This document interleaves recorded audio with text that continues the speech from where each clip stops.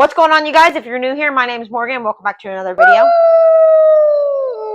You can see some of the dogs behind me. Ace is back there, and Gertie just went to go to bed. I also have Ghost for today's video. She's hanging out with me for today's video, like she's doing a lot lately. It's between her and Rue most of the time lately. But anyways, that's not what we're talking about. We're not talking about dogs, but we kind of are. So I did a Chagas video not too long ago about how a friend of mine, her dog got Chagas, or she got bit by the kissing bug, and they had to euthanize the dog. So I have another Chagas bug update for you guys regarding those puppies.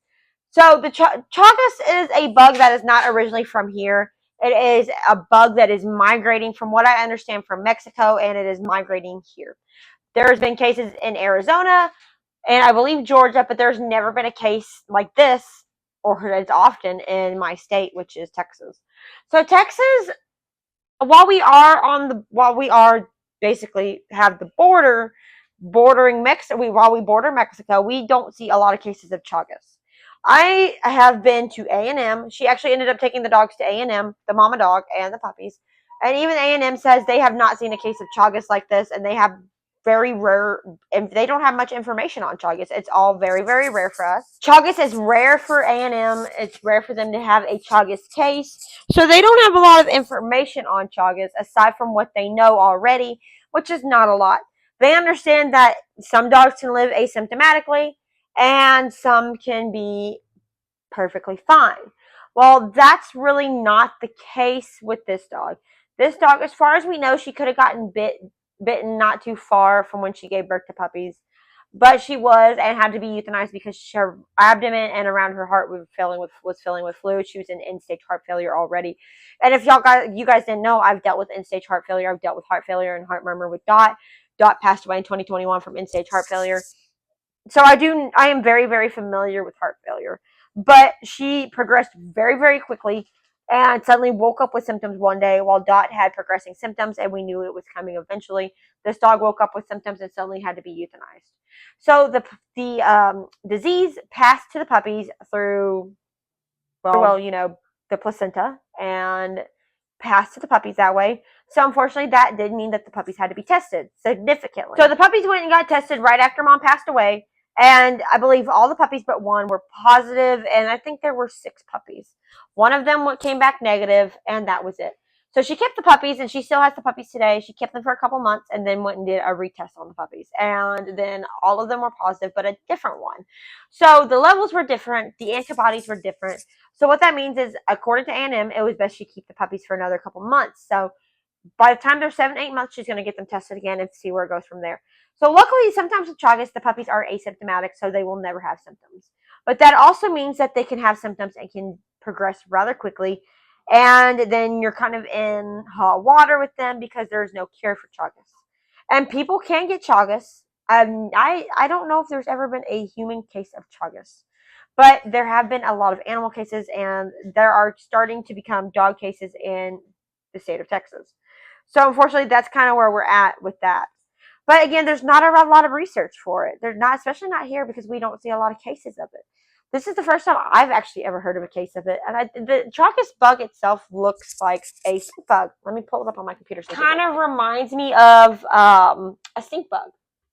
This honestly reminds me of a stink bug, if you've never seen a stink bug before. So let me pull up a stink bug.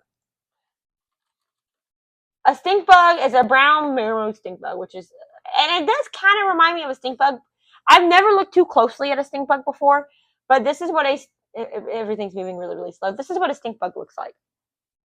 So, and then we go back and we look at the kissing bug. That's what the kissing bug looks like. It is very, very weird, and it does have some similarities. It's very easy to pass off a stink bug as a Chagas bug and vice versa. So there's really no telling whether you know what you're going to get until you get it. Well, Dot's been stung by a stink bug before, got her in the mouth and in the nose, and obviously stink bug does what it does best. But unlike the Chagas bug, it is not deadly. It just stinks really, really bad as far as that goes. So she was fine compared to this dog. She did not end up with heart failure because of a stink bug. She got heart failure. She was up with a heart murmur when she was about 2 or 3, and then it progressed worse, and she got stuck by a stink bug when she was like 6 years old. So this is like a couple years after she was diagnosed with heart murmur, and then end-stage heart failure when she was about 10 years old. So there's a very, very large difference between the two, but the puppies hopefully will come back negative. And if they come back positive, they will stay asymptomatic. Hopefully, that's what the hope is. But I've talked to pest control specialists, and the way to control it and keep it out of your yard, obviously, is pest control.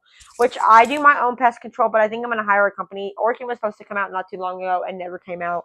So I'm going to find hopefully a local pest control company to come out and do pest control, just to make sure I don't end up with that and I never have that issue in my yard, because that would be detrimental to the dogs and to me if I ever lost a dog like that. Because after losing Dot, that was hard enough. But keep your yard, so word of advice, keep your yard sprayed. Keep an eye on your dogs if they start showing weird symptoms, take them to the vet. There is a test for Chagas. That's how they came back positive and negative. You don't have, I mean, their test for Chagas, it was, they had a couple different tests, which included a blood test. But hopefully that is not something we ever have to deal with, knock on wood. Let's not jinx it. So that's our update. If I have another update in a couple months where the puppies have progressed, I will let y'all know. But anyways, keep an eye on your dogs. Stay safe, my friends. And we will see you guys next time in the next video. Stay safe, my friends. Stay safe. Hi. She's not much of a kisser. No, you're not. But that's okay. I'll kiss for the both of us. See?